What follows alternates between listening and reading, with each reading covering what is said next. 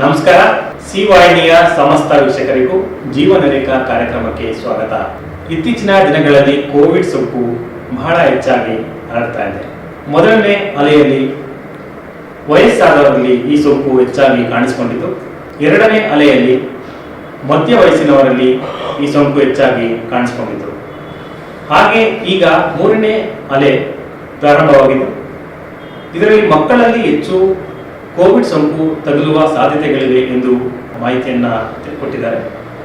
ಹಾಗೆ ಈ ಸೋಂಕು ಮಕ್ಕಳಲ್ಲಿ ಹರಡುವುದನ್ನು ಹೇಗೆ ತಡೆಗಟ್ಟಬೇಕು, ಅದರ ಚಿಕಿತ್ಸೆಗಳು ಹೇಗೆ ತಗೋಬೇಕು ಅಂತ ತಿಳಿಸ್ಕೊಡೋಕ್ಕೆ ನಮ್ಮೊಂದಿಗಿದ್ದಾರೆ ಹಾಸನದ ಹೆಸರಾಂತ ಆಸ್ಪತ್ರೆಯಾದ ವಾತ್ಸಲ್ಯ ಆಸ್ಪತ್ರೆ, ಈಗ ಸೆಕ್ಯೂರ್ ಆಸ್ಪತ್ರೆಯಾಗಿ ಹೆಸರು ಬದಲಾವಣೆಯಾಗಿದ್ದು, ಇಲ್ಲಿ ಮಕ್ಕಳ ತಜ್ಞರಾಗಿರುವಂತಹ ಡಾಕ್ಟರ್ ರಾಜೀವ್ ಜಿಸಿ, MBBS ಇಮ್ಸ್, MD ಪೀಡಿಯಾಟ್ರಿಕ್ಸ್, PIMS ರೋಹ್ತಕ್, ಹಾಸನದ ಹೆಸರಾಂತ ಆಸ್ಪತ್ರೆಯಾದಂತಹ ಸೆಕ್ಯೂರ್ ಆಸ್ಪತ್ರೆಯಲ್ಲಿ ಮಕ್ಕಳ ತಜ್ಞರಾಗಿ ಇವರು ಕಾರ್ಯವನ್ನು ನಿರ್ವಹಿಸ್ತಾ ಇದ್ದಾರೆ.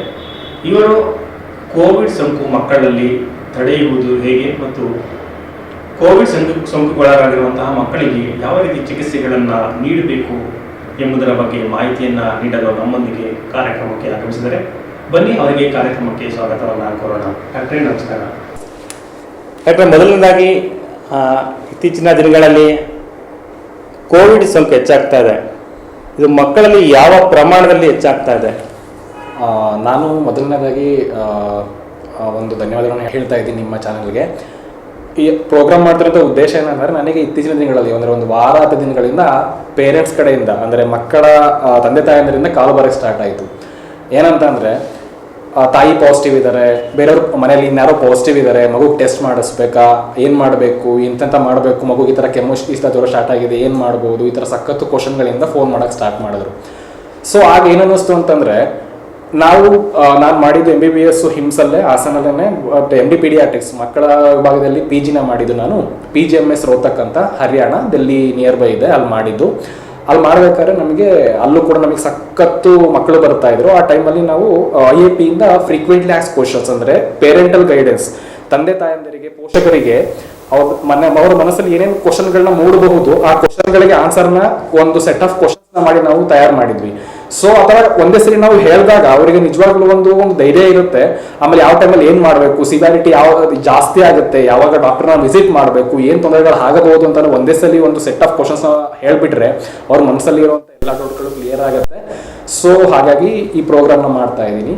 So thank you. ನೀವು ಫಸ್ಟ್ ಕ್ವಶನ್ ಕೇಳಿದ್ರಿ ಏನಂತಂದ್ರೆ, ಇನ್ಫೆಕ್ಷನ್ಸ್ ಜಾಸ್ತಿ ಆಗಿದೆ. ಫಸ್ಟ್ ಕೋವಿಡ್ ವೇವಲ್ಲಿ ವಯಸ್ಸಾದವರು, ಏಜ್ ಪೀಪಲ್ಲು.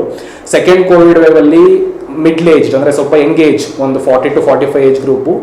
ಇನ್ನು ಹೆಂಗೂ ಕೂಡ ಸಖತ್ ಸಿವಿಯಾರಿಟಿ ಬಂದಿತ್ತು ಸೆಕೆಂಡ್ ವೇವಲ್ಲಿ. ಈಗ ಥರ್ಡ್ ವೇವಲ್ಲಿ ಮೀಡಿಯಾದವರು ಆಗಲಿ ಎಲ್ಲರೂ ಆಗಲಿ ಪೀಡಿಯಾಟ್ರಿಕ್ ಬರಬಹುದು ಅಂತ ಹೇಳಿ ಪ್ರಿಪೇರ್ಡ್ನೆಸ್ ಎಲ್ಲ ಸರ್ಕಾರ ಕೂಡ ಮಾಡ್ತಾ ಇದೆ.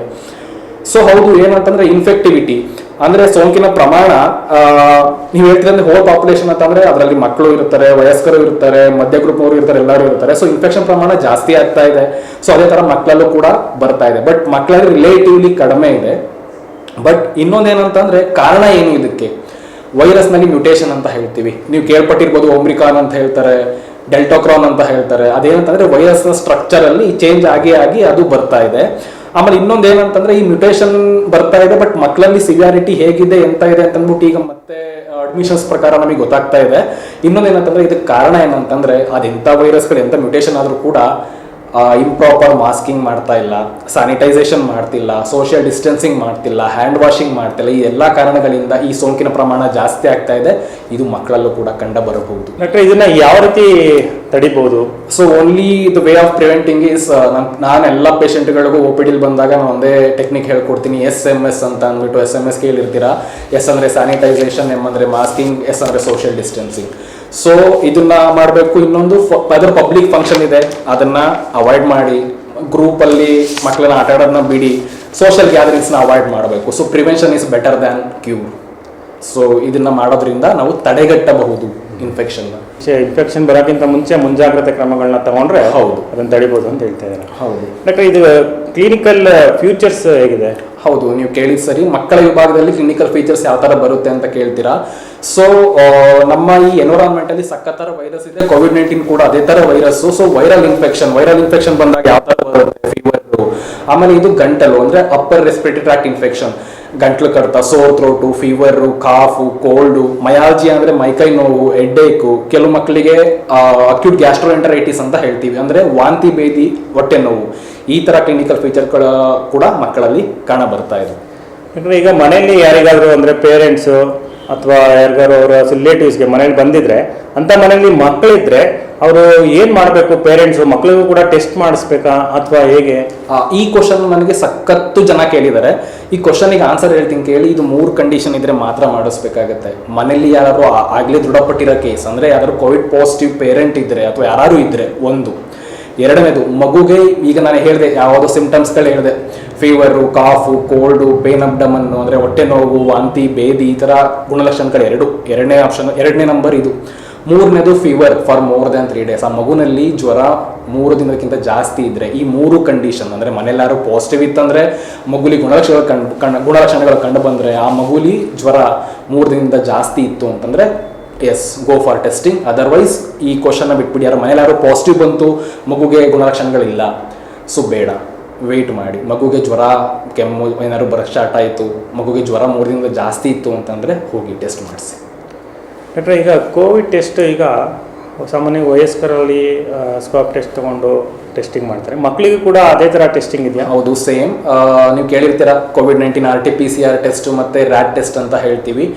RT-PCR ಕೂಡ ಹೆಂಗೆ ಅಂತಂದರೆ ಸ್ವಾಬ್ ಮೂಲಕ ತೊಗೊಂಡು ಮಾಡ್ತೀವಿ, ಇದು ಸರ್ಕಾರಿಯಲ್ಲಿ ಫ್ರೀಯಾಗಿ ಮಾಡ್ತಾರೆ. ಇನ್ನೊಂದು ರ್ಯಾಟ್ ಅಂತ ಅಂದರೆ ರ್ಯಾಪಿಡ್ ಆಂಟಿಜೆನ್ ಟೆಸ್ಟ್ ಅಂತ ಅಂದ್ಬಿಟ್ಟು, ಇದೇನಂತಂದರೆ ಇದರಲ್ಲಿ ರ್ಯಾಟ್ ಟೆಸ್ಟಲ್ಲಿ ಏನಾಗುತ್ತೆ ಅಂತಂದರೆ ತೆಗೆದು ನಾವು ಟೆಸ್ಟ್ ಮಾಡಿದಾಗ ಸ್ಪೆಸಿಫಿಸಿಟಿ ಅಂದರೆ ಇದರಲ್ಲಿ ಏನಾದ್ರು ಪಾಸಿಟಿವ್ ಬಂತು ಅಂತಂದರೆ ನಂಬರ್ ಆಫ್ ಪಾಸಿಟಿವ್ ಕೇಸಸ್ ಪಕ್ಕ ದೃಢಪಟ್ಟಿದೆ ಅಂತಲೇ ಅರ್ಥ, ಒಂದು ಪಾಸಿಟಿವ್ ಇದೆ ಅಂತ. ಬಟ್ ಈ ರ್ಯಾಟ್ ನೆಗೆಟಿವ್ ಬಂದಿರೋದ್ರ ಅರ್ಥವನ್ನು COVID-19 ಪಾಸಿಟಿವ್ ಅಲ್ಲ ಅಂತ.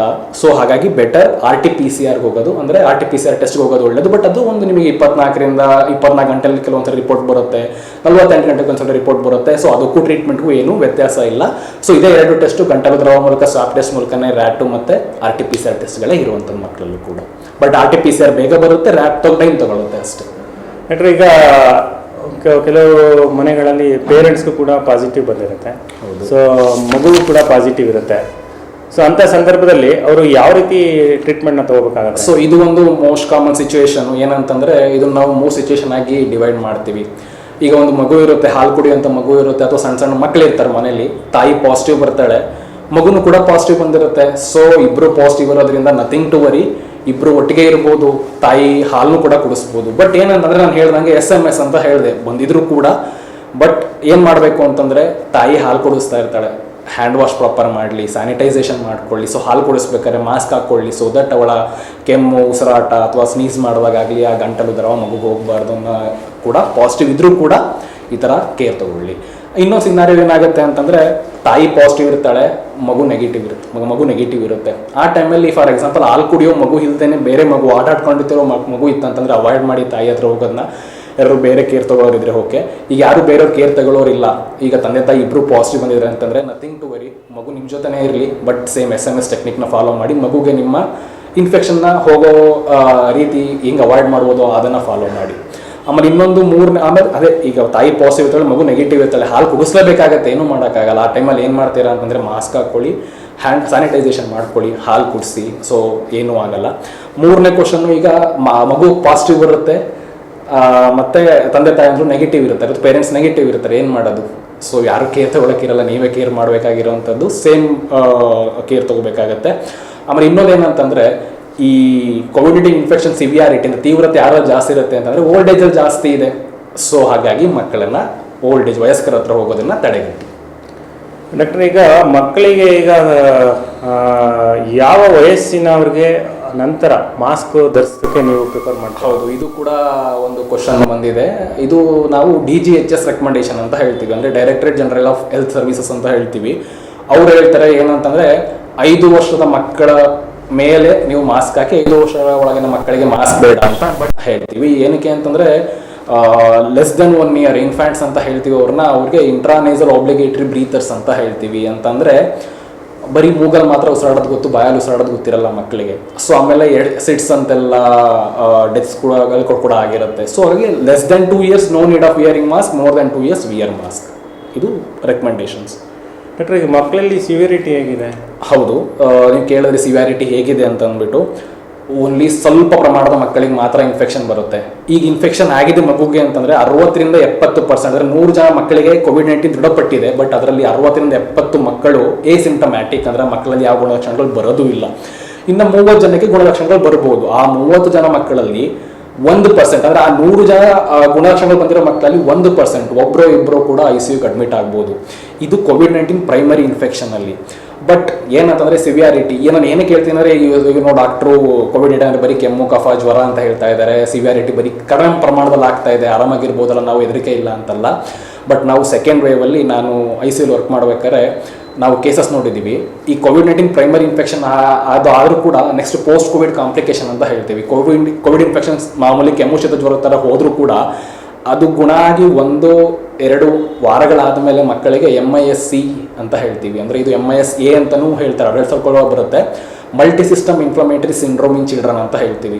ಯೂಶ್ವಲಿ ಕೋವಿಡ್ ವೈರಸ್ ಏನು ಮಾಡುತ್ತೆ ಅಂತಂದರೆ ಉಸಿರಾಟದ ಅಂದರೆ ಗಂಟಲು, ಆಮೇಲೆ ಇದು ಥ್ರೋಟು, ಏರ್ವೆ ಮತ್ತು ಲಂಗ್ಸ್, ರೆಸ್ಪಿರೇಟರಿ ಸಿಸ್ಟಮ್ ಇನ್ವಾಲ್ವ್ ಮಾಡುತ್ತೆ. ಬಟ್ ಅದರಿಂದ ಬರುವಂಥ ಪೋಸ್ಟ್ ಕೋವಿಡ್ ಕಾಂಪ್ಲಿಕೇಶನಲ್ಲಿ ಅದರಿಂದ ಬರುವಂಥ ಆಂಟಿಬಾಡೀಸು ಬೇರೆ ಅಂಗಗಳಿಗೂ, ಕಿಡ್ನಿ ಆಗಲಿ, GIT ಆಗಲಿ, ಆರ್ಥ್ರೈಟಿಸ್ ಆಗಲಿ, ಆಮೇಲೆ ಬೇರೆ ಬೇರೆ ಥರ ತೊಂದರೆಗಳಿಂದ ಬಂದು ಆಮೇಲೆ ಬೇರೆ ಬೇರೆ ಅಂಗಗಳನ್ನ ಲಿವರ್ ಫೇಲ್ಯೂರ್ ಆಗಲಿ, ಕಿಡ್ನಿ ಫೇಲ್ಯೂರ್ ಆಗಿ ಕೂಡ ಬಂದಿರೋಂಥ ಕೇಸ್ಗಳನ್ನ ನಾವು ನೋಡಿದ್ದೀವಿ. ICUಲಿ ಬಂದು ವೆಂಟಿಲೇಟರ್ ಆಗಿದ್ದಾವೆ, ಅದರಲ್ಲಿ ಮಾರ್ಟಾಲಿಟಿ ಜಾಸ್ತಿ ಇದೆ. So it is not about only about primary infection, it is about post Covid complications ಅಂತ ಹೇಳ್ತೀವಿ. ಸೊ ಕೋವಿಡ್ ಬಂದು ಗುಣಮುಖರಾದರೂ ಕೂಡ ಅದರಿಂದ ಆಗುವಂಥ ಅಡ್ಮಿಷನ್ಗಳಾಗಲಿ ಸಿವಿಯಾರಿಟಿಗಳಾಗಲಿ ಜಾಸ್ತಿಗಳಿದೆ. ಸೊ ಹಾಗಾಗಿ prevention is better than cure. Doctor, ಈಗ ಸಾಮಾನ್ಯವಾಗಿ ಮಕ್ಕಳಿಗೆ ಶೀತ ನೆಗಡಿ ಅದು ಸಾಮಾನ್ಯವಾಗಿ ಬರುತ್ತೆ ಅದು ಸಣ್ಣ ಮಕ್ಕಳುಗಳಲ್ಲಿ. ಸೊ ಈಗ ಇಂಥ ಕೋವಿಡ್ ಸಿಚುವೇಶನಲ್ಲಿ ಈಗ ಪೇರೆಂಟ್ಸು ಈಗ ಮಗುಗೇನೋ ಶೀತ ನೆಗಡಿ ಕೆಮ್ಮು ಏನೋ ಬಂದಿದೆ ಅಂದ ತಕ್ಷಣ ಏನೋ ಸೋಂಕು ತಗುಲಿದೇನೋ ಪರೀಕ್ಷೆ ಮಾಡಬೇಕು ಅನ್ನೋ ಆತಂಕಕ್ಕೊಳಗಾಗೋದು ಸಹಜವಾಗಿರುತ್ತೆ. ಅಂಥ ಪೇರೆಂಟ್ಸು ಏನು ಮುಂಜಾಗ್ರತೆ ತಗೊಂಡ್ರೆ ಅದನ್ನ ಅವಾಯ್ಡ್ ಮಾಡ್ಬೋದು ಮುಂದೆ? ಸೊ ಇನ್ನೊಂದು ಸಿವಿಯಾರಿಟಿ ಅಂತ ನೀವು ಹೇಳಿದ್ರಿ, ಸಿವಿಯಾರಿಟಿ ಅಂತ ಹೇಳಿದಾಗ ಅಂದರೆ ತೀವ್ರತೆ ಯಾರಲ್ಲಿ ಜಾಸ್ತಿ ಇರುತ್ತೆ ಅಂತ ಅದೊಂದು ಕೂಡ ನಮ್ಮ ಮನಸ್ಸಲ್ಲಿ ಕ್ವಶನ್ ಬರ್ತಾ ಇರುತ್ತೆ. ಯಾವರಲ್ಲಿ ಜಾಸ್ತಿ ಇರುತ್ತೆ ಅಂತಂದರೆ ವಿತ್ ಕೋಮಾರ್ಬಿಡಿಟೀಸ್ ಅಂತ ಹೇಳ್ತೀವಿ. ಅಂತಂದರೆ ಯಾವ್ದಾದ್ರು ಮಕ್ಕಳಿಗೆ ಕ್ರೋನಿಕ್ ಆಗಿ, ಕೆಲವು ಮಕ್ಕಳಿಗೆ ಡಯಾಲಿಸಿಸ್ ಮಾಡಿಸ್ಕೊಬೇಕಾಗಿರುತ್ತೆ, ಅಂದರೆ ಕಿಡ್ನಿ ತೊಂದರೆ ಇದೆ, ಕ್ರೋನಿಕ್ ಹಾರ್ಟ್ ಪೇಷಂಟ್ಸ್ಗಳಿರ್ತಾರೆ, ಅಥವಾ ಕ್ರೋನಿಕ್ ಲಿವರ್ ಡಿಸಾರ್ಡರ್ಸ್ಗಳಿರ್ತಾರೆ, ಅಥವಾ ಕೆಲವು ಮಗು ಏಡ್ಸಿಂದ ಬರ್ತಾ ಇದೆ, ಕೆಲವು ಮಕ್ಕಳಿಗೆ ಇಮ್ಯುನೋ ಡಿಫಿಷಿಯನ್ಸಿ ಇದೆ, ಕ್ಯಾನ್ಸರ್ ಇದೆ, ಔಷಧಿಗಳು ತಗೋತಾರೆ. ಈ ಮಕ್ಕಳಲ್ಲಿ ಇಮ್ಯುನಿಟಿ ಪವರ್ ಕಡಿಮೆ ಇರೋದ್ರಿಂದ ಈ ಮಕ್ಕಳು ಇನ್ಫೆಕ್ಷನ್ ಆದರೆ there is more chance of going into severity. So ಈ ಮಕ್ಕಳನ್ನ ನಾವು ಸ್ವಲ್ಪ ಕೇರ್ಫುಲ್ಲಾಗಿ ನೋಡ್ಕೊಬೇಕಾಗತ್ತೆ. ಇನ್ನೊಂದು ನೀವು ಕೇಳಿದ್ರೆ ಯಾವ ಟೈಮಲ್ಲಿ ವಿಸಿಟ್ ಮಾಡಬೇಕು ಡಾಕ್ಟರ್ನ ಅಂತ ಹೇಳಿದ್ರಿ. ಸೊ ಈಗ ಈ ಕಾಲದಲ್ಲಿ ಏನಾಗಿದೆ ಅಂತಂದರೆ ಟೆಲಿಕನ್ಸಲ್ಟೇಷನ್ ಅನ್ನೋದು ಜಾಸ್ತಿ ಬಂದುಬಿಟ್ಟಿದೆ. ಏನಂತಂದರೆ ವಾಟ್ಸಪ್ ಕನ್ಸಲ್ಟೇಷನ್ ಆಗಲಿ, ವಿಡಿಯೋ ಕನ್ಸಲ್ಟೇಷನ್ಗಳಾಗಲಿ ಬಂದಿದೆ, ಅಥವಾ ಡೈರೆಕ್ಟ್ ವಿಸಿಟರು ಆಗಿದೆ. So depending upon the situation, ಮಗು ಸಿಚುವೇಶನ್, ಅದಕ್ಕೆ ಏನು ಹೇಳ್ತೀನಿ ಅಂದರೆ ಮನೇಲಿ ರೆಮಿಡೀಸ್ ಏನು ಮಾಡ್ಬೋದು ಅಂತ ಇದೆ. ಸೊ ಅದಾದರೂ ಕೂಡ ಕಂಟ್ರೋಲ್ ಆಗಿಲ್ಲ, ಮನೇಲಿ ಏನು ಮಾಡ್ಬೋದು ಅಂತ ಹೇಳ್ಬೋದು. ಅದಾಗಿಲ್ಲ ಅಂತ ಕೂಡ ನಾವು ಡೈರೆಕ್ಟ್ ವಿಸಿಟ್ ಮಾಡಿದ್ರೆ ಭಾಳ ಒಳ್ಳೆಯದು. ಆಮೇಲೆ ಜನರಿಗೆ ಒಂದು ಇರುತ್ತೆ, ಡಾಕ್ಟ್ರು ಯಾವ ಥರ ಏನು ಮಾತಾಡ್ತಾರೆ, ಯಾವ ಪ್ರೂಫ್, ನನಗೆ ಏನು ಪ್ರೂಫ್ ಇದೆ ಅಂತ ಅಂದ್ಬಿಟ್ಟು. ಸೊ ಅಲೋಪತಿ ಅಂದರೆ ನಾವು ಇಂಗ್ಲೀಷ್ ಮೆಡಿಸಿನ್ ನಾವು ಏನು ಫಾಲೋ ಮಾಡ್ತೀವಿ ದಟ್ ಈಸ್ ಎವಿಡೆನ್ಸ್ ಬೇಸ್ಡ್ ಅಂತ ಹೇಳ್ತೀವಿ.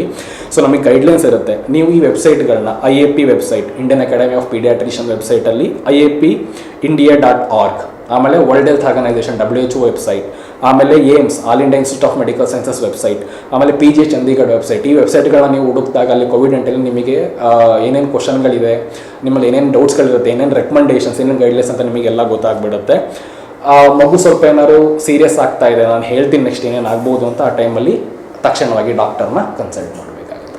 ಈಗ ಸಾಮಾನ್ಯವಾಗಿ ಈಗ ಸೋಂಕು ಮಕ್ಕಳಿಗೂ ಮತ್ತು ವಯಸ್ಕರಿಗೂ ಒಂದೇ ತರಹಂತಹ ಸಿಂಪ್ಟಮ್ಸ್ಗಳಿರ್ತಾವ? ಹೌದು, ಈಗ ಹೇಳಿದೆ ನಾನು ನಿಮಗೆ ಕೆಮ್ಮು ಕಫ ಜ್ವರ ಮೈಕೈ ನೋವು ಅಂತ ಬರ್ತಾ ಇದೆ ಅಂತ ಹೇಳಿದ್ವಿ. ಸೊ ಆ ಟೈಮಲ್ಲಿ ಗಾಬರಿ ಪಡೋ ಅಂಥದ್ದಿಲ್ಲ. ಸೊ ಮನೇಲಿರ್ತೀರ, ಐಸೋಲೇಟ್ ಯುವರ್ ಸೆಲ್ಫ್, ನಿಮ್ಮನ್ನು ನೀವು ಐಸೋಲೇಟ್ ಮಾಡಿಕೊಂಡು ಏನು ಮಾಡಬೇಕು, ಗಾಬರಿ ಪಡ್ಕೊಬೇಡಿ. ಒಂದು ಥರ್ಮಾಮೀಟರ್, ನಾನು ಎಲ್ಲ ಪೇಷಂಟ್ಗಳು ನಾನು OPDಲಿ ಹೇಳ್ತೀನಿ, ಥರ್ಮಾಮೀಟರ್ನ ಇಟ್ಕೊಳ್ಳಿ, ಒಂದು ಸ್ಯಾಚುರೇಷನ್ ಪ್ರೋಬ್ ಇಟ್ಕೊಳ್ಳಿ. ಸೊ ಎವ್ರಿ 6 ಅವರ್ಲಿ ಒಂದು ಚಾರ್ಟ್ ಮಾಡಿಕೊಂಡು ಪ್ರತಿ 6 ಗಂಟೆಗೆ ಒಂದ್ಸಲಿ ಮಗುದು ಟೆಂಪರೇಚರ್ ಎಷ್ಟಿದೆ, 98, 99, 100. ಆಮೇಲೆ ಕೆಲವರು ಕೇಳ್ತಾರೆ ಮಗು ಮುಟ್ಟಿದ ತಕ್ಷಣ ಬಿಸಿ ಆಗಿದೆ, ಸೊ ಅದು ಜ್ವರ ಅಲ್ಲ. ಸೊ ಥರ್ಮಾಮೀಟ್ರಲ್ ರೀಡಿಂಗಲ್ಲಿ ಮೋರ್ ದೆನ್ 100 ಡಿಗ್ರಿ ಫ್ಯಾರನೀಟ್ ಇದ್ದರೆ ಮಾತ್ರ ಅದನ್ನು ನಾವು ಫೀವರ್ ಅಂತ ಹೇಳ್ತೀವಿ. ಆಮೇಲೆ ಸ್ಯಾಚುರೇಷನ್ ಕೂಡ ಅಷ್ಟೇ, ಮೋರ್ ದೆನ್ 93 ಇನ್ ರೂಮ್ ಏರ್. ಅಂದರೆ ರೂಮ್ ಏರ್ ಅಂದರೆ ನಾವು ಆಕ್ಸಿಜನ್ ಯೂಸ್ ಮಾಡ್ತಿಲ್ಲ, ಈ ರೂಮ್ ಏರಲ್ಲಿ ಸ್ಯಾಚುರೇಷನ್ ಮೆಷರ್ ಮಾಡ್ತಾ 93ಗಿಂತ ಜಾಸ್ತಿ ಇದೆ, ಸೊ ಏನೂ ತೊಂದರೆ ಇಲ್ಲ ಅಂತ ಅರ್ಥ. ಸೊ ಆಯಿತು ಟೆಂಪರೇಚರ್ ಈಗ ಮೋರ್ ದೆನ್ 100 ಡಿಗ್ರಿ ಫಾರೆನ್ಹೀಟ್ ಬಂತು, ಏನು ಮಾಡಬೇಕು? ಸೊ ಏನೂ ಇಲ್ಲ, ಪ್ಯಾರಾಸಿಟಮಾಲ್ ಕೇಳಿರ್ತೀರಾ, ಡೋಲೋ ಅಂತ ಕೇಳಿರ್ತೀರಾ, ಪ್ಯಾರಾಸಿಟಮಾಲ್ ಅಂತ ಕೇಳಿರ್ತೀರಾ, ಆಮೇಲೆ P120 ಅಂತ ಸಿರಪ್ಸ್ ಕೇಳಿರ್ತೀರಾ, ಕಾಲ್ಪಾಲ್ ಕೇಳಿರ್ತೀರಾ. ಈ ಸಿರಪ್ಗಳನ್ನ ಒಂದು ಡೋಸೇಜ್ ಇರುತ್ತೆ 10 to 15 mg/kg ಅಂತ ಅಂದ್ಬಿಟ್ಟು. ನಿಮಗೆ ಗೊತ್ತಾಗಲಿಲ್ವಾ? ಸೊ ಡಾಕ್ಟರ್ನ ಕನ್ಸಲ್ಟ್ ಮಾಡಿದರೆ ಟೆಲಿಕನ್ಸಲ್ಟೇಷನ್ ಮೂಲಕನಾರ ಸರಿ, ವಾಟ್ಸಪ್ಪಲ್ಲಾರ ಸರಿ, ಯಾರು ಡಾಕ್ಟರ್ನ ಕಾಲ್ ಮಾಡಿದಾರೆ ಸರಿ, ಮಗುದು ತೂಕ ಎಷ್ಟಿದೆ, ಎಷ್ಟು ಪ್ಯಾರಾಸಿಟಮಾಲ್ ತೊಗೊಬೇಕಂತ ಕೇಳಿ ಅಷ್ಟನ್ನ ಕೊಡಿ. ಆಮೇಲೆ ಇನ್ನೊಂದೇನಂತಂದರೆ ಇನ್ನು ಕೆಲವೊಂದು ಕ್ವಶನ್, ಇನ್ನು ನೆಕ್ಸ್ಟ್ ಏನು ಕೇಳ್ತಾರೆ ಅಂತಂದರೆ, ಸರಿ ಈ ಥರ ಜ್ವರ ಬಂದಾಗ, ವೈರಲ್ ಫೀವರ್ ಬಂದಾಗ ಮಲ್ಟಿವಿಟಮಿನ್ಸ್ ಎಲ್ಲ ಕೊಡಬೇಕಾ, ವಿಟಮಿನ್ ಸಿ ಕೊಡಬೇಕಾ, ಜಿಂಕ್ ಕೊಡಬೇಕಾ ಅಂತ ಕೇಳ್ತಾರೆ. ಸೊ ಹೌದು, ಏನಕ್ಕೆ ಅಂತಂದರೆ ಈ ಫೀವರ್ ಟೈಮಲ್ಲಿ ಏನಾಗುತ್ತೆ ಅಂದರೆ ಬಾಡಿಲಿ ನೀರಿನ ಅಂಶ ಕಳೆದೋಗುತ್ತೆ. ಸೊ ಆಮೇಲೆ ಅದರಲ್ಲಿ ಇರುವಂಥ ಸಾಲ್ಟ್ಸ್ಗಳು ಕೂಡ ಕಳೆದೋಗುತ್ತೆ. ಸೊ ಆ ಟೈಮಲ್ಲಿ ಏನಾಗುತ್ತೆ, ಮೆಟಬಾಲಿಸಮ್ ಜಾಸ್ತಿ ಆಗುತ್ತೆ. ಈ ಮೈಕ್ರೋ ನ್ಯೂಟ್ರಿಯೆಂಟ್ಸ್ ಅಂತ ಹೇಳ್ತೀವಿ, ವಿಟಮಿನ್ ಸಿ, ಜಿಂಕ್ ಆಗಲಿ, ಅದನ್ನು ಜಾಸ್ತಿ ಮಾಡೋದ್ರಲ್ಲಿ ಹೆಲ್ಪ್ ಮಾಡುತ್ತೆ. ಆಮೇಲೆ ಇನ್ನೊಂದು ನಾನೇ ಒಂದು ಸ್ಟಡಿ ಮಾಡಿದೆ, ಏನಂತಂದರೆ ಯೂಶಲಿ ನಾವು ವಾಂತಿ ಭೇದಿಯಾದ ಮಕ್ಕಳುಗಳಲ್ಲಿ ಸಿರಪ್ ಜಿಂಕ್ ಅಂತ ಕೊಡ್ತೀವಿ 2 ವಾರಗಳಿಗೆ. ಸೊ ನಾನೇನು ಸ್ಟಡಿ ಮಾಡಿದೆ ಅಂತಂದರೆ ಅಪ್ಪರ್ ರೆಸ್ಪಿರೇಟರಿ ಇನ್ಫೆಕ್ಷನ್ ಮತ್ತು ಲೋವರ್ ರೆಸ್ಪಿರೇಟರಿ ಇನ್ಫೆಕ್ಷನ್ಲಿ 14 ದಿನ ಜಿಂಕ್ ಕೊಟ್ಟಾಗ ಯಾವ ಥರ ಪ್ರಮಾಣ, ಯಾವ ಥರ ಪರಿಣಾಮ ಇದೆ ಅಂತ ನೋಡ್ತಿದ್ದೆ. So taking syrup zinc is so useful. 2 ವಾರ depending upon the age, less than 6 months ಇದ್ದರೆ 2.5 ml, ಮೋರ್ ದೆನ್ 6 months ಇದ್ದರೆ 5 ml. ಆಮೇಲೆ ಏಜ್ ಪ್ರಕಾರ ಹೋಗ್ತಿದ್ರೆ 50 mg ಟ್ಯಾಬ್ಲೆಟ್ ಬರುತ್ತೆ, half till 6 years of age, more than 6 years 1 tablet ಪೂರ ತಗೊಳ್ಳೋದು ಭಾಳ ಒಳ್ಳೆಯದು. ಸೊ ಇದು ರೆಕಮೆಂಡೇಶನ್ ಇದೆ. ನೋಡಿರಲ್ಲ ವೀಕ್ಷಕರೇ, ಕೋವಿಡ್ ಬಂದಂತಹ ಮಕ್ಕಳಿಗಾಗಿರ್ಬೋದು ಅಥವಾ ಅದಕ್ಕೆ ಸೋಂಕಿಗೆ ಒಳಗಾಗಿರುವಂತಹ ಮಕ್ಕಳು ಯಾವ ರೀತಿ ಚಿಕಿತ್ಸೆ ಅಥವಾ ಯಾವ ರೀತಿ ಅದನ್ನು ಡಾಕ್ಟ್ರು ಯಾವ ಸಂದರ್ಭದಲ್ಲಿ ತಾವು ಅವರನ್ನು ಸಂಪರ್ಕಿಸಬೇಕು ಅಂತ ಡಾಕ್ಟ್ರು ತಿಳಿಸ್ಕೊಟ್ಟಿದ್ದಾರೆ. ಈ ಡಾಕ್ಟರ್ ರಾಜು ಅವರೊಂದಿಗೆ ಇನ್ನೂ ಹೆಚ್ಚು ವಿಷಯಗಳನ್ನ ತಿಳ್ಕೊಳ್ಳೋಣ ಒಂದು ಸಣ್ಣ ವಿರಾಮದ ನಂತರ.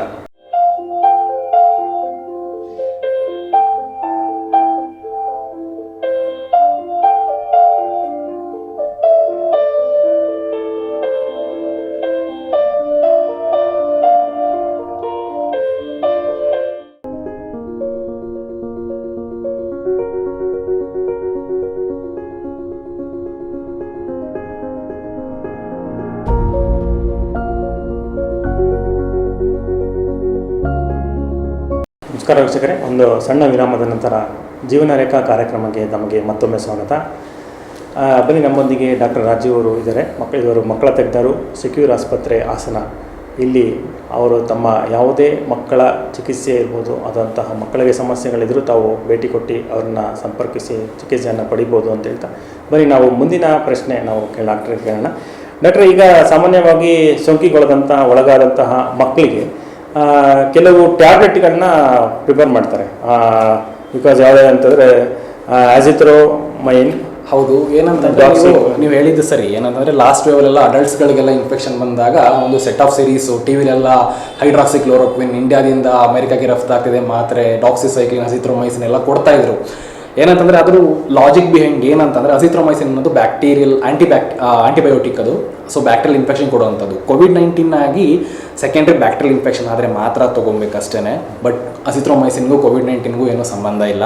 ಆಮೇಲೆ ಹೈಡ್ರಾಕ್ಸಿಕ್ಲೋರೋಕ್ವಿನ್, ಆಮೇಲೆ ಐವರ್ಮೆಕ್ಟಿನ್ ಅಂತಲೂ ಕೂಡ ಬಂತು, ಡಾಕ್ಸಿಸೈಕ್ಲಿನ್ ಅಂತ ಬಂತು. ಈ 3 ಕೂಡ ಈಗ ಸದ್ಯ ಸ್ಟಡಿ ಏನಂತ ಬಂದಿದೆ ಅಂತಂದರೆ ಈ 3 ಕೂಡ ಕೋವಿಡ್-19 ವಿರುದ್ಧ ಏನು ಕೆಲಸ ಮಾಡಲ್ಲ ಅಂತ ಅಂದ್ಬಿಟ್ಟು. ಸೊ ಈ ಡೌಟ್ನ ಮೈಂಡಿಂದ ಬಿಟ್ಬಿಡಿ. ಸೊ ಇದನ್ನು ಡಾಕ್ಟ್ರಿಗೆ ಕೊಡಿ, ಏನಂದರೆ ಆ ಮಕ್ಕಳ ಪೀಡಿಯಾಟ್ರಿಷಿಯನ್ಗೆ ಕೊಡಿ. ಏನಂತಂದರೆ ಅಜಿಥ್ರೋಮೈಸಿನ್ ಹಾಕಬೇಕೋ ಬೇಡವಾ ಅಂತ ಅವರು ಡಿಸೈಡ್ ಮಾಡಲಿ. ಡಾಕ್ಟ್ರೆ, ಈಗ ಸಾಮಾನ್ಯವಾಗಿ ಈಗ ಮಕ್ಕಳಿಗೆ ಕೆಲವರಿಗೆ ಸಣ್ಣ ಪುಟ್ಟಂತಹ ಲಕ್ಷಣಗಳು, ರೋಗ ಲಕ್ಷಣಗಳು, ಈಗ ಕೆಮ್ಮು ಮತ್ತು ಜ್ವರ, ನೆಗಡಿ ಆ ಥರ ಅಂತ ಬಂದಾಗ ಕೆಲವರು ಈಗ ಮನೇಲೇ ಅದನ್ನು ನಿಮ್ಮ ಟೆಲಿ ಮೆಡಿಸಿನ್ ಕನ್ಸಲ್ಟೇಷನ್ ಮೂಲಕ ಪೇರೆಂಟ್ಸ್ ಸಂಪರ್ಕಿಸಿ ಟ್ರೀಟ್ಮೆಂಟ್ನ ತೊಗೊಂಡಿರ್ತಾರೆ. ಅದಾಗೂ ಕೂಡ ಕೆಲವರಿಗೆ ಗುಣ ಆಗಿರಲ್ಲ. ಅಂತ ಸಂದರ್ಭದಲ್ಲಿ ಯಾವ ಟೈಮಲ್ಲಿ ತಮ್ಮನ್ನು ನೇರವಾಗಿ ಸಂಪರ್ಕಿಸಬೇಕಾಗುತ್ತೆ? ಹೌದು, ನೀವು ಕೇಳಿದ ಕರೆಕ್ಟ್ ಕ್ವಶನ್. ಟೆಲಿಕನ್ಸಲ್ಟೇಷನ್ ಇದೆ, ಡೈರೆಕ್ಟ್ ವಿಸಿಟ್. ಟೆಲಿಕನ್ಸಲ್ಟೇಷನ್ ಯಾವಾಗ ಮಾಡಬೇಕು, ಡೈರೆಕ್ಟ್ ವಿಸಿಟ್ ಯಾವಾಗ ಮಾಡಬೇಕಂತ. ಟೆಲಿಕನ್ಸಲ್ಟೇಷನ್ ಅಂತಂದರೆ ಈಗ ನನಗೆ ಮಗುಗೆ ಈಗ ನಾನು ಹೇಳಿದೆ ಥರ್ಮೋಮೀಟರ್ ಇದೆ, ಸ್ಯಾಚುರೇಷನ್ ಪ್ರೋಬ್ ಇದೆ, ಮಗುಗೆ ಕೆಮ್ಮು, ಶೀತ, ಜ್ವರ ಇದೆ. ಸೊ ಮನೇಲಿದ್ದಾಗ ಏನು ಮಾಡಿ, ಪ್ಯಾರಾಸಿಟಮಾಲ್ ಹಾಕ್ತೀರಾ ಜ್ವರಕ್ಕೆ. ಇನ್ನು ಶೀತ ಕೆಮ್ಮಿಗೆ ಆಂಟಿಹಿಸ್ಟಮಿನಿಕ್ಕು ಮತ್ತು ಕಾಫ್ ಸಪ್ರೆಸೆಂಟ್ಸ್ ಅಂತ ಹೇಳ್ತೀವಿ, ಅದು ಡಾಕ್ಟ್ರು ಹೇಳ್ತಾರೆ ನಿಮಗೆ.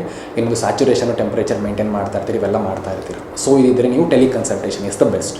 ಬಟ್ ಯಾವಾಗ ನೀವು ಬರಬೇಕು ಅಂತಂದರೆ, if it is high grade fever, more than 102 degree Fahrenheit fever ಇದೆ ಮಗುಗೆ, fever for more than 4 to 5 days. ಯಾಕೆಂದರೆ ಆ ಟೈಮಲ್ಲಿ ಏನಾಗುತ್ತೆ ಅಂದರೆ ಮಗುವಿನ ಇಮ್ಯುನಿಟಿ ವೈರಸ್ ಇನ್ನೂ ಕೂಡ ಕಡಿಮೆ ಮಾಡಿ ಸೆಕೆಂಡ್ರಿ ಬ್ಯಾಕ್ಟೀರಿಯಲ್ ಇನ್ಫೆಕ್ಷನ್ ಆಗೋ ಚಾನ್ಸ್ಗಳಿರುತ್ತೆ. ಸೊ ಫೀವರ್ 4 to 5 ದಿನದಿಂದ ಜಾಸ್ತಿ ಇದೆ, ಮಗು ಸುಸ್ತಾಗ್ತಾ ಇದೆ, ಬಾಯಲ್ಲಿ ಏನೂ ತೊಗೋತಾನೆ ಇಲ್ಲ. ಸೊ ಆ ಟೈಮಲ್ಲಿ ಲೆಥಾರ್ಜಿ, ಆಮೇಲೆ SpO2 ನೀವು ನೋಡ್ತಾ ಇದ್ರಿ ಪಲ್ಸ್ ಆಕ್ಸಿಮೀಟ್ರಲ್ಲಿ, ಅದರಲ್ಲಿ 93ಗಿಂತ ಕಡಿಮೆ ಆಗ್ತಾ ಇದೆ ರೂಮ್ ಏರಲ್ಲಿ ಅಂತಂದರೆ ತಕ್ಷಣ ಡಾಕ್ಟ್ರನ್ನ ಮೀಟ್ ಆಗಬೇಕು. ಆಮೇಲೆ ಇನ್ನೊಂದು ಏನು ಹೇಳ್ತೀನಿ ಅಂತಂದರೆ, ಮೋಸ್ಟ್ ಕಾಮನ್ಲಿ ಫೀವರ್ ಬಂದಾಗ ಎಲ್ಲರೂ ಸೊ ಭಯ ಬೀಳ್ತಾರೆ, ನನ್ನ ಮಗುಗೆ ಸುಸ್ತಾಗ್ತಾ ಇದೆ, ಸಖತ್ತು ಒಂಥರ ಏನೇನೋ ಮಾಡ್ತಾ ಇದೆ, ಇರಿಟಬಿಲಿಟಿ ಆಗ್ತಿದೆ ಮಗುಗೆ ಅಂತ ಹೇಳ್ತೀವಿ. ಸೊ ಅದೇ ನಾನು ಹೇಳಿದೆ ಆಗಲೇ, ಫೀವರ್ ಬಂದಾಗ ಏನಾಗುತ್ತೆ ಅಂತಂದರೆ ನೀರಿನ ಅಂಶ ಕಡಿಮೆ ಆಗುತ್ತೆ ಮಗುನ ದೇಹದಲ್ಲಿ, ಡಿಹೈಡ್ರೇಷನ್ ಅಂತ ಹೇಳ್ತೀವಿ.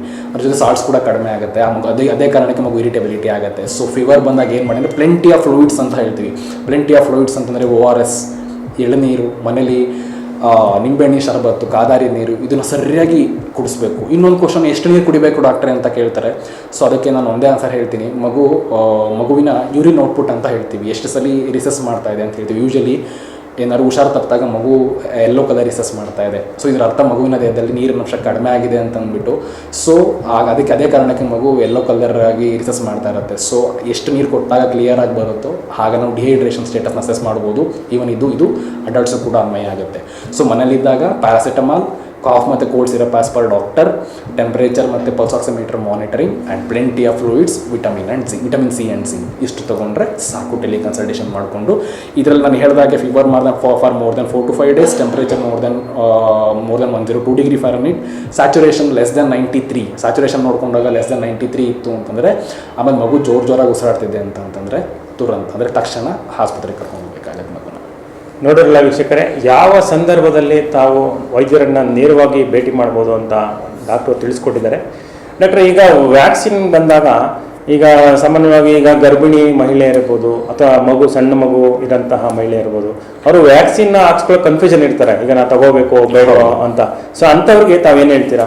ಆಮೇಲೆ ಇನ್ನೊಂದು ನನ್ನ ವಿಷಯ ಮರೆತುಬಿಟ್ಟೆ, ಈಗ ಸಿವಿಯಾರಿಟಿ ಆಫ್ ಇನ್ಫೆಕ್ಷನ್ ಆಗಿರುತ್ತೆ. ಈಗ ಸೆಕೆಂಡ್ ವೇವಲ್ಲಿ ರೆಮ್ಡೆಸಿವಿರ್ ಇಂಜೆಕ್ಷನ್ ಏನಾಯಿತು ಅಂತಂದರೆ ಎಲ್ಲ ಮಾರ್ಕೆಟಲ್ಲಿ ಇಲ್ಲಿ ಓಡಿ ಕೆಲವೊಂದು ಕಡೆ ಸಿಗದೇ ಇರೋರು ಕೂಡ ಸಿಚುವೇಶನ್ ಕೂಡ ಬಂದಿತ್ತು, ಸಖತ್ ಗಾಬರಿ ಪಡ್ಕೊಂಡಿದ್ರು ಕೂಡ.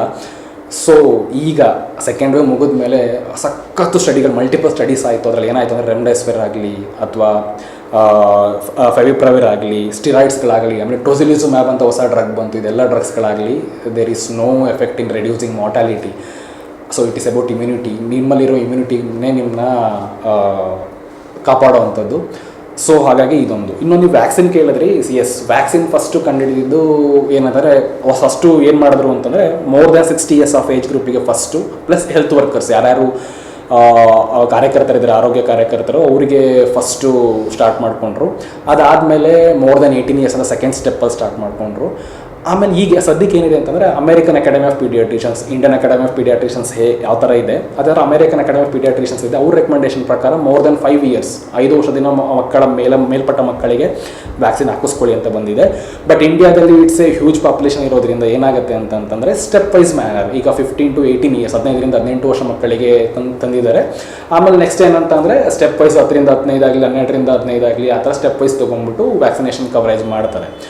ಇನ್ನೊಂದು ನೀವು ಕರೆಕ್ಟಾಗಿ ಕೇಳಿದ್ರಿ ಅದನ್ನು, ಅಂದರೆ ಏನಂತಂದರೆ ಬ್ರೆಸ್ಟ್ ಫೀಡಿಂಗ್ ಅಂದರೆ ಹಾಲು ಕುಡಿಸ್ತಿರ್ತಾಳೆ ತಾಯಿ ಅಥವಾ ಪ್ರೆಗ್ನೆಂಟ್ ಆಗಿರ್ತಾಳೆ ತಾಯಿ, ಅವಳು ವ್ಯಾಕ್ಸಿನ್ ತೊಗೊಬೇಕೋ ಬೇಡವಾ ಅಂತ ಕೇಳಿದ್ರಿ. ಎಸ್, ತೊಗೊಬೇಕು. ಹೊಸ ರೆಕಮೆಂಡೇಷನ್ ಪ್ರಕಾರ ಏನಂತಂದರೆ ಇವಾಗ ಅವಳು ಪ್ರೆಗ್ನೆನ್ಸಿ ಇದ್ರೂ ಕೂಡ, ಲ್ಯಾಕ್ಟೇಷನ್ ಆಗಿ ಹಾಲು ಕುಡಿಸಿದ್ರು ಕೂಡ ತೊಗೊಂಡ್ರೆ ಮಗುವಿನ ಇಮ್ಯುನಿಟಿ ಜಾಸ್ತಿ ಆಗುತ್ತೆ, ಮಗುವಿಗೂ ಆ ರೋಗ ನಿರೋಧಕ ಶಕ್ತಿ, ಇಮ್ಯುನಿಟಿ ಪವರ್ ಬೆಳೆದು ಮಗು ಕೂಡ ಇನ್ಫೆಕ್ಷನ್ನ ಕಂಟ್ರೋಲ್ ಮಾಡೋದ್ರಲ್ಲಿ ಭಾಳ ಪರಿಣಾಮಕಾರಿಯಾಗಿದೆ.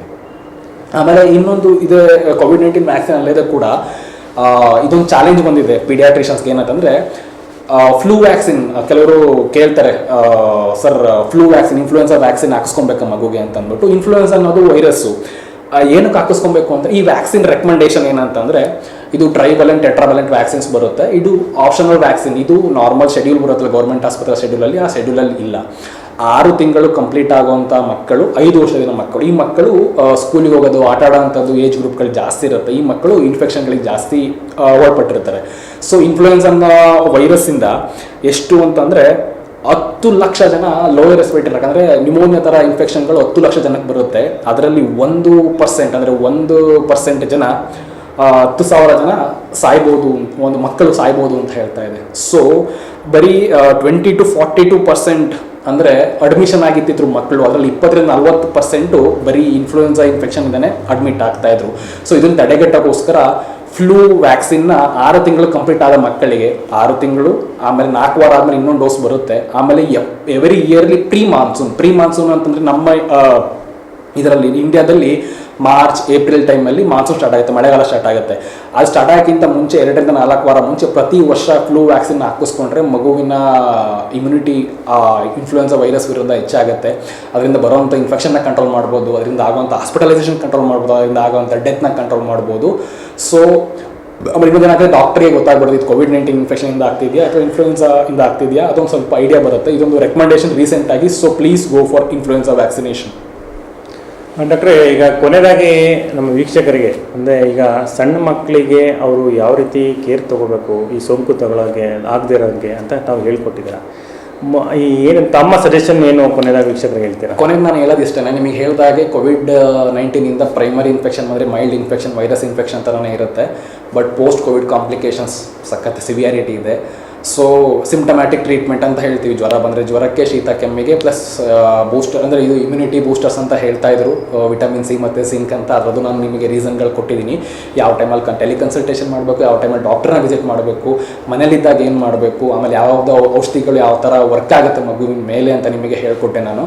ಅದೇ ರೀತಿ ಏನಂತಂದರೆ ಇದೆಲ್ಲ ಅರ್ಥ ಏನಂತಂದರೆ ಬರೋದಾದ್ಮೇಲೆ ತಲೆ ಕೆಡ್ಸ್ಕೊಳ್ಳೋದಕ್ಕಿಂತ ಅದನ್ನು ಬರೋದನ್ನು ಪ್ರಿವೆನ್ಷನ್ ಮಾಡೋದು ಹೇಗೆ ಅಂತ ಹೇಳಿದೆ. SMS sanitisation, masking, social distancing ಇದನ್ನು ಕಂಟಿನ್ಯೂ ಮಾಡಿದ್ರೆ ಇನ್ಫೆಕ್ಷನ್ನ ಸ್ಪ್ರೆಡ್ಡಿಂಗ್ ತಡೆಗಟ್ಬೋದು, ಬಂದ ಮೇಲೆ ಆಗುವಂಥ ಕಾಂಪ್ಲಿಕೇಶನ್ಗಳು ಕೂಡ ತಡೆಗಟ್ಟಬಹುದು. ಆಮೇಲೆ ಇನ್ಫ್ಲೂಯೆನ್ಸಾ ವ್ಯಾಕ್ಸಿನ್ದು ವೈರಸ್ದು ವ್ಯಾಕ್ಸಿನ್ ಹಾಕಿಸ್ಕೊಂಡ್ರೆ ಭಾಳ ಒಳ್ಳೆಯದು. ನೋಡಿದ್ರಲ್ಲ ವೀಕ್ಷಕರೇ, ತಾವು ಸೋಂಕನ್ನು ತಡೆಗಟ್ಟಕ್ಕೆ ಬರದೇ ಇರೋಗೆ ಏನು ಎಲ್ಲ ಟ್ರೀಟ್ಮೆಂಟ್ನ ತೊಗೋಬೇಕು ಮತ್ತು ಅದನ್ನು ತಡೆಗಟ್ಟೋದು ಹೇಗೆ ಅಂತೆಲ್ಲ ಸಂಪೂರ್ಣವಾಗಿ ಡಾಕ್ಟ್ರು ತಿಳಿಸ್ಕೊಟ್ಟಿದ್ದಾರೆ. ಡಾಕ್ಟ್ರೇ, ತಮಗೆ ಜೀವನ ರೇಖಾ ಕಾರ್ಯಕ್ರಮಕ್ಕೆ ಬಂದು ತಾವು ನಮ್ಮ ವೀಕ್ಷಕರಿಗೆ ಇಷ್ಟೊಂದು ಮಾಹಿತಿ ಕೊಟ್ಟಿದ್ದೀರಾ. ನಮ್ಮ ವಾಹಿನಿಯ ಪರವಾಗಿ ತಮಗೆ ಧನ್ಯವಾದಗಳು ಡಾಕ್ಟ್ರೇ. ಎಲ್ಲರಿಗೂ ಕೂಡ ಇದನ್ನು ನೋಡ್ತಿರೋಂಥ ಪೇರೆಂಟ್ಸ್ಗಳು ಕೂಡ ಅಷ್ಟೇ ಗಾಬರಿ ಪಡ್ಕೊಬೇಡಿ. ನಿಮಗೆಲ್ಲ ಡೀಟೇಲ್ಸು ಹೇಳಿದ್ದೀನಿ. ಇನ್ನೂ ಬೇಕು ಅಂತಂದರೆ ನಿಮಗೆ ನಂಬರ್ ಬರ್ತಿದೆ ಇಲ್ಲಿ ಕೆಳಗಡೆ ಇದರಲ್ಲಿ, ಅದನ್ನು ಕನ್ಸಲ್ಟ್ ಮಾಡ್ಬೋದು. 24/7 ನಿಮಗೆ ಅವೈಲಬಿಲಿಟಿ ಇರ್ತೀನಿ ಹಾಸ್ಪಿಟ್ಲಲ್ಲಿ. ಆಮೇಲೆ ಗಾಬರಿ ಪಡ್ಕೊಬೇಡಿ, ಏನೂ ಆಗಲ್ಲ. ಸೊ ಇಷ್ಟು ಹೇಳೋಕ್ಕೆ ಇಷ್ಟಪಡ್ತೀನಿ. ಧನ್ಯವಾದಗಳು ನಿಮ್ಮ ಸಿಟಿ ಚಾನಲ್ಗಳು ಕೂಡ. ವೀಕ್ಷಕರೇ, ನಾವು ಇವತ್ತು ಜೀವನ ರೇಖಾ ವಿಶೇಷ ಕಾರ್ಯಕ್ರಮ ಇಲ್ಲಿಗೆ ಮುಗಿಸ್ತಾ ಇದ್ದೀವಿ. ಮತ್ತೊಂದು ವಿಶೇಷ ಕಾರ್ಯಕ್ರಮದಲ್ಲಿ ತಮಗೆ ಭೇಟಿ ಆಗ್ತೀನಿ ಅಂತ ಹೇಳ್ತಾ, ಅಲ್ಲಿವರೆಗೂ ಹೀಗೆ ನೋಡ್ತಾ ಇರಿ ಸಿ ವಾಹಿನಿ ಹಾಸನ್.